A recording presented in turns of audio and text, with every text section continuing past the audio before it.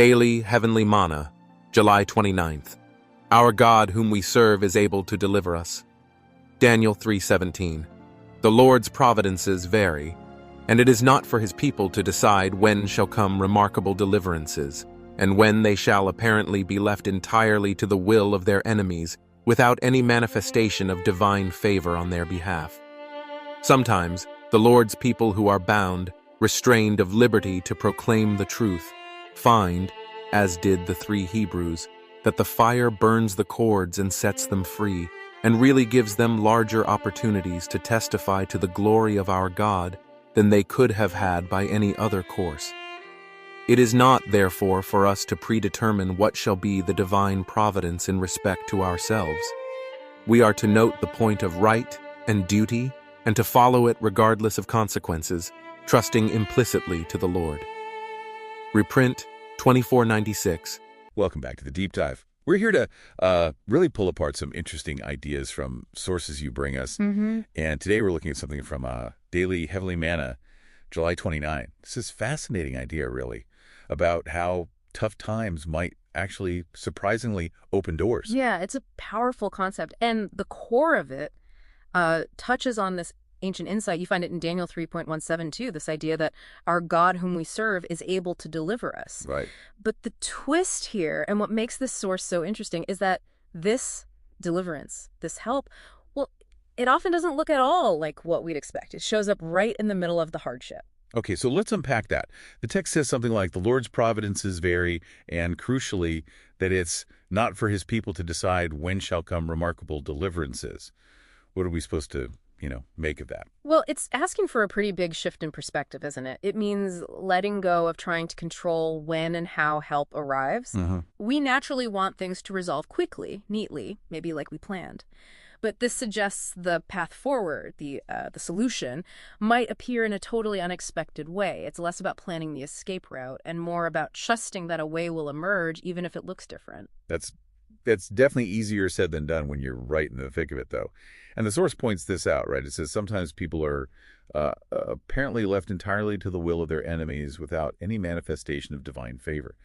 That sounds pretty bleak, like you're completely alone. It does sound bleak, and that's where the counterintuitive part comes in. What's fascinating here is how the text uses this specific example, Shadrach, Meshach, and Abednego, often called the 3 Hebrews. Right, the fiery furnace story. Exactly. Yeah. So they're facing persecution. They're literally bound, restrained of liberty to proclaim the truth. Seems like the end of the line for their message, for their freedom. But then the text says, the fire burns the cords and sets them free. The very thing designed to destroy them, the fire, actually becomes the tool of their liberation. The restriction itself breaks apart. Okay, now here's where it gets really interesting for me. How does that awful situation, being bound and thrown into a fire, turn into an advantage? Well, think about it. The source claims this gave them larger opportunities to testify to the glory of our God than they could have had by any other course. That's quite a statement. It's like, I don't know, a company facing a massive recall, total disaster. But how they handle it, the transparency, the fix, actually builds more trust and gives them a bigger platform than their original marketing ever could. The crisis created the opportunity. Precisely. The constraint forced a different kind of expression, a different path forward, one that was ultimately more impactful. So connecting this back for the listener, for you listening. Yeah, the implication isn't really about trying to predetermine what shall be the divine providence in respect to ourselves, as the source puts it. It's not about guessing the future outcome. Right. Instead, the focus shifts completely. It lands squarely on your actions in the present moment. If you can't control what happens next, what is in your control? Okay, so what does this all mean for you practically? Yeah. What's the takeaway?